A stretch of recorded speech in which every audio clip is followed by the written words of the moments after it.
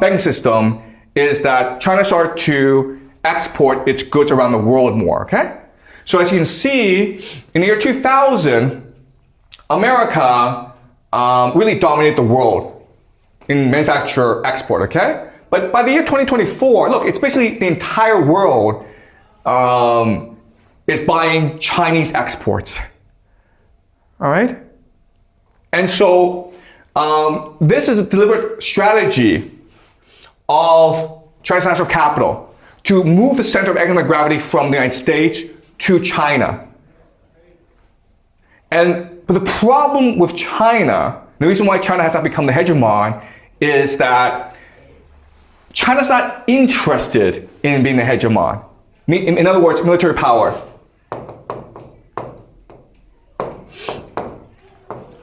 Also, as China is expanding its manufacturing capacity to the world, who's upset now? The United States, right?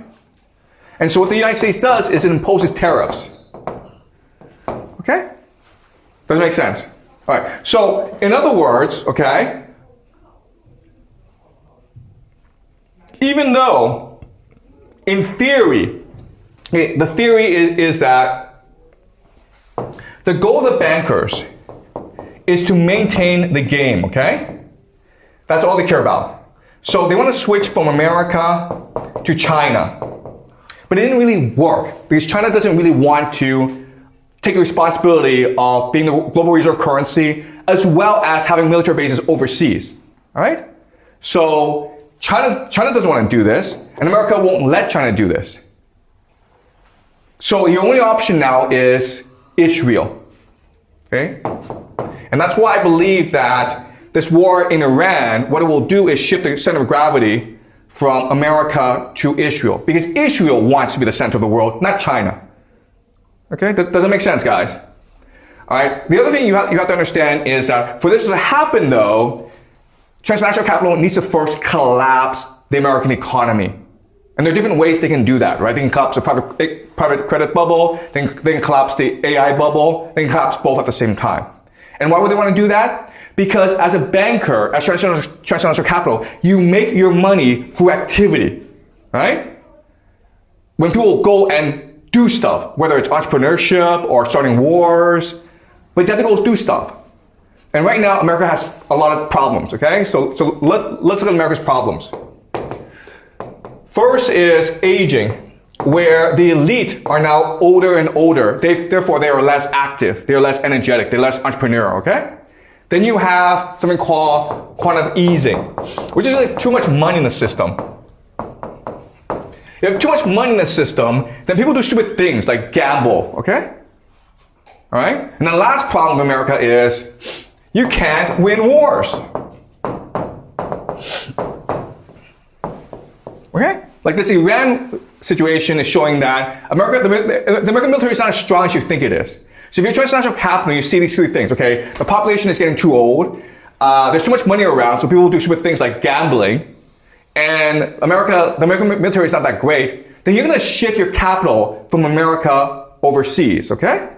But before you do that, what you want to do is engineer a financial crisis so that you can make as much money as possible, just like the 2008 financial crisis, okay? So we don't know when it will happen, but we can be sure that it will happen. It'll be suddenly, okay? Okay, does that make sense, guys? Now, you're like, wait a minute here. Why would Trump and the Americans allow this to happen? They must know this is coming.